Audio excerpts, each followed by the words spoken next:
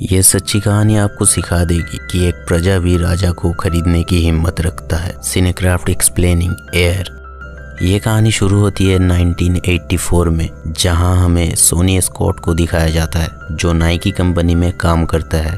उस वक्त नाइकी के बास्केटबॉल शूज़ की सेल्स बहुत ही डाउन थी, इसलिए कंपनी डिसाइड करती है कि बास्केटबॉल शूज़ को डिसकंटिन्यू कर देंगे, लेकिन वो स्कॉट को एक आखिरी मौका देना चाहते हैं। दरअसल उस वक्त मार्केट में सबसे ज़्यादा बिकने वाले शूज़ होते हैं कन्वर्स के, जिसका मार्केट शेयर था 54%। उसके बाद आता है एडिडास 29% और सबसे कम नाइकी के थे सिर्फ 17%। इसलिए वो चाहते हैं कि इस बास्केटबॉल शूज़ को डिसकंटिन्यू कर देंगे। नाइकी के बोर्ड मेंबर्स डिसाइड करते हैं कि उनके बास्केटबॉल शूज़ को प्रमोट करने के लिए किसी सेलिब्रिटी को हायर करना चाहिए। एक मीटिंग होती है जिसमें 10 बास्केटबॉल प्लेयर्स को शॉर्ट लिस्ट किए जाते हैं, लेकिन ये सब प्लेयर्स उतने फेमस नहीं होते और कंपनी का बजट सिर्फ $2.5 लाख होता है, जिसमें वो सिर्फ ऐसे मीडियम लेवल प्लेयर्स अफोर्ड कर सकते हैं। स्कॉट जब ये सब सुनता है तो उसे गुस्सा आ जाता है। वो कहता है अगर हम इन प्लेयर्स से प्रमोशन करवाएंगे तो ब्रांड और भी ज्यादा डूब जाएगा। हमें किसी ऐसे प्लेयर की जरूरत है जो ऑलरेडी फेमस हो, जिससे हमें लॉन्ग टर्म में प्रॉफिट मिले।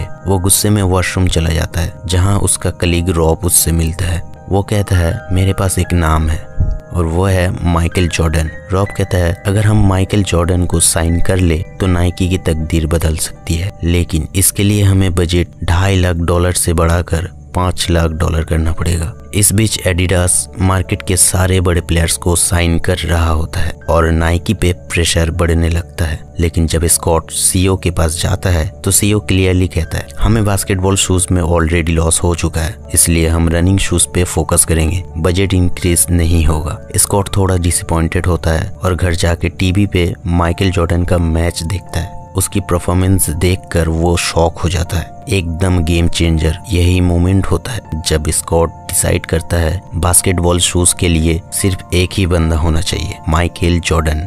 अगली सुबह वो ऑफिस जाके रॉब से मिलता है और कहता है जो बजट हम 3 प्लेयर्स पे लगाने वाले थे वो पूरा का पूरा सिर्फ माइकल जॉर्डन पे लगाएंगे और हम एक ऐसा शू डिजाइन करेंगे जो सिर्फ उसके नाम पर हो और उसका एक पहचान बन जाए।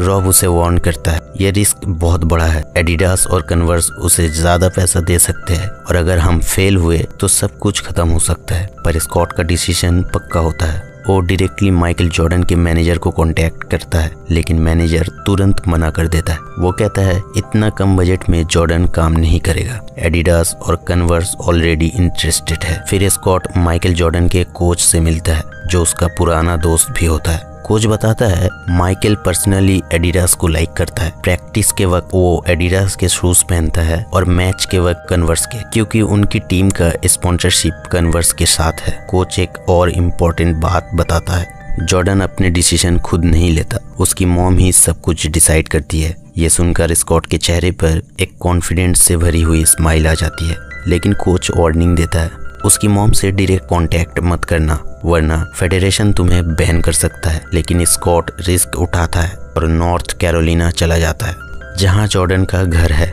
वो 2 दिन से ऑफिस भी नहीं गया होता है।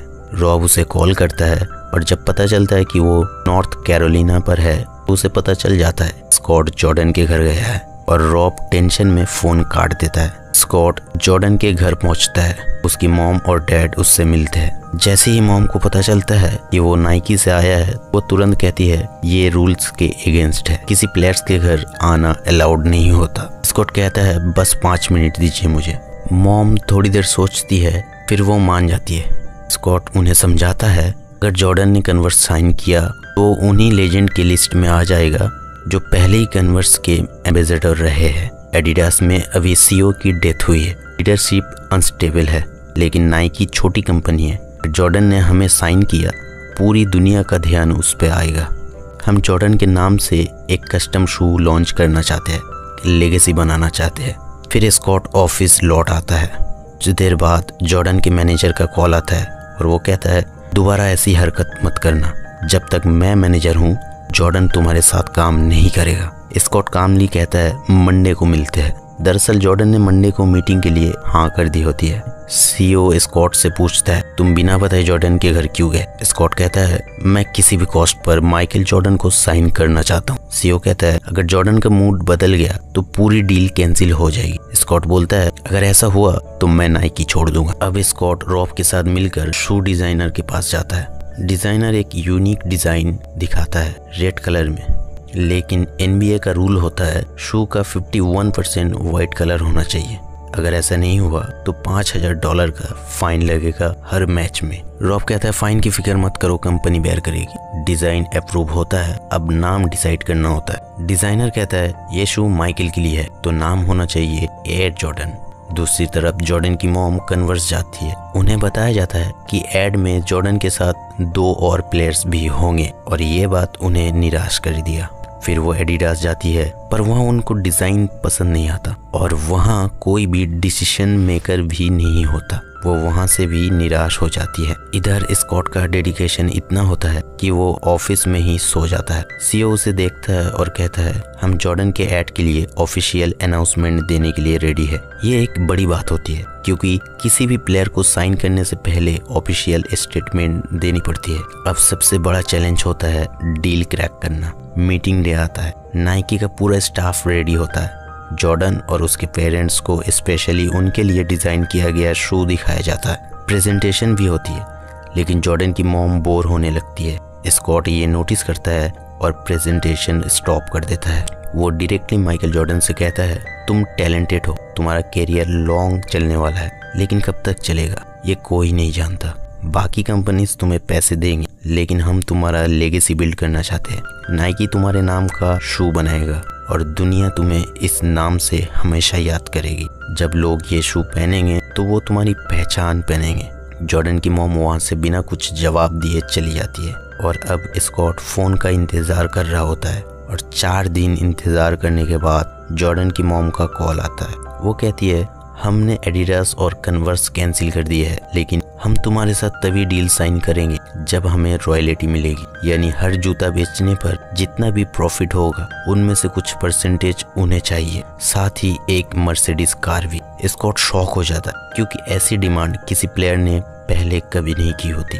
वो कहता है हम पूरी फीस देने के लिए रेडी है, लेकिन जॉर्डन की मॉम को पता है अगर वो एक बार में $2.5 लाख ले लेते हैं तो वो एक ही बार का पैसा होगा, लेकिन रॉयल्टी लेने से जब तक शू बिकेंगे तब तक इनकम आती रहेगी। ये एक लाइफ टाइम इनकम डील होती है। स्कॉट टेंशन में सीईओ के पास जाता है। सीईओ बिना कुछ सोचे एग्री कर लेता है। स्कॉट जॉर्डन की मॉम को कॉल करता है और कहता है हमें आपकी सारी शर्तें मंजूर है और डील फाइनल हो जाती है। पूरा नाइकी टीम खुश हो जाती है और सीईओ स्कॉट की तारीफ करता है, लेकिन अंदर ही अंदर टेंशन में होता है क्योंकि अब जब तक एयर जॉर्डन बिकेगा तब तक उन्हें जॉर्डन फैमिली को रॉयल्टी देनी पड़ेगी। लॉन्च के बाद नाइकी ने पहले ही साल में $162 मिलियन के शूज बेचे, जो एक खुद में ही इतिहास है। और आज भी हर साल $4 बिलियन के शूज बेचे जाते हैं, जिसमें से $400 मिलियन माइकल जॉर्डन को मिलता है। स्कॉट के विजन